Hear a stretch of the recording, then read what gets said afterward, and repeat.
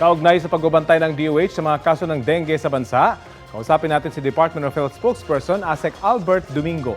Magandang umaga at welcome po sa Balitang Hali.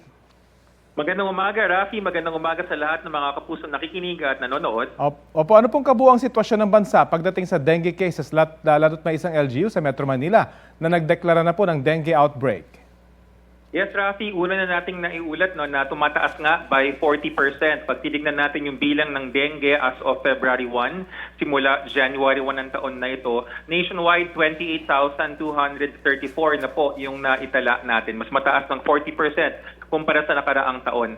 Ang aming pong tinitignan ay tatlong rehiyon. Ang pinakamalaki po yung mga kaso. Yung tatlong rehiyon po na yan ay kasama ang Metro Manila. Pero actually, even before Metro Manila, mas mataas po yung Region 4A, Calabarzon, yung Region 3, Central Luzon. Ikatlo lamang po yung Metro Manila.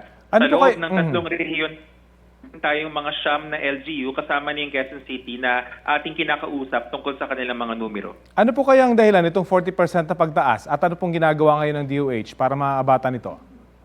Kakaiba to, Rafi, kasi sabi nga namin na hindi kami sanay na nagbibigay ng dengue advisories before June. Typically kasi ang dengue sumasabay sa ating panahon ng tag-ulan. Opo. Pero yung pagbago talaga ng klima, yung climate change na sinasabi na this early, kahit na sa February tayo, nagkakaroon ng shear line, intertropical convergence zone, easterlies, na bumubuhos ng malakas na ulan at yun yung tubig na nagkakaroon ng mga kitikite, kaya nagkakaroon ng dengue.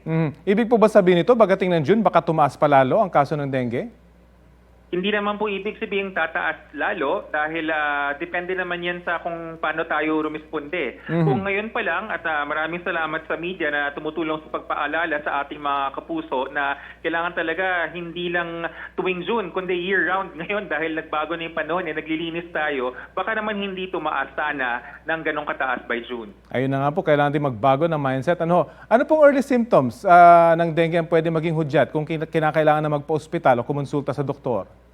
Rafi, nagsisimula ang dengue, karaniwan yung ating lagnat na mataas, 40 degrees centigrade. Pag tinignan sa thermometer, may kasabay na pananakit ng ulo, pwedeng sa likod ng mata. Pag tinanong yung pasyente, pag magmatanda, sasabihin, pag ng likod na ng mata. O kaya, pwede rin may pananakit ng tiyan na may kasabay. Siguro, para nalilito kasi maraming mga tao na parang magkakahawig sa ibang sakit, ang lagi namin sinasabi, mas maganda ho ang mas maaga na konsultasyon. Huwag natin antayin na ilang araw na hindi nawawala yung lagnat.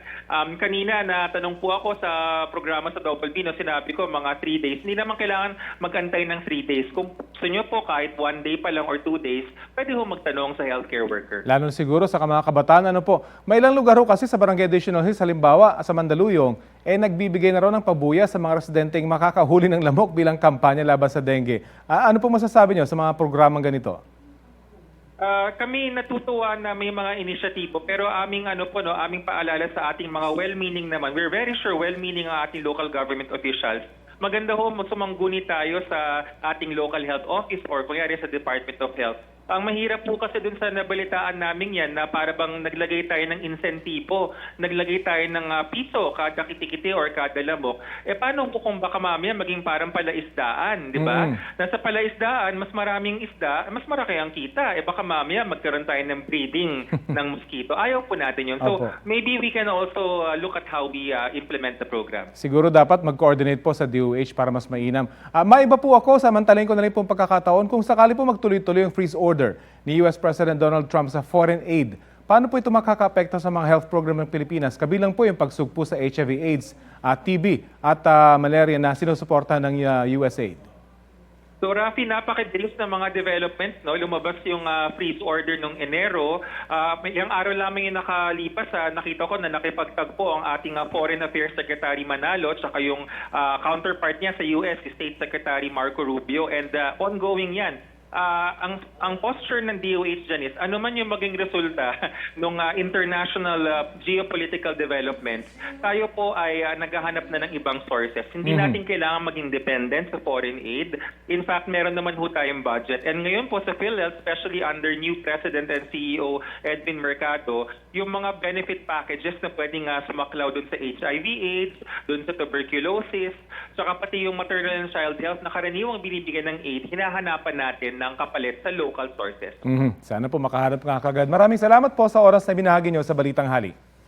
Salamat rin at good morning. Si DOH spokesperson Asek Albert Domingo ng DOH.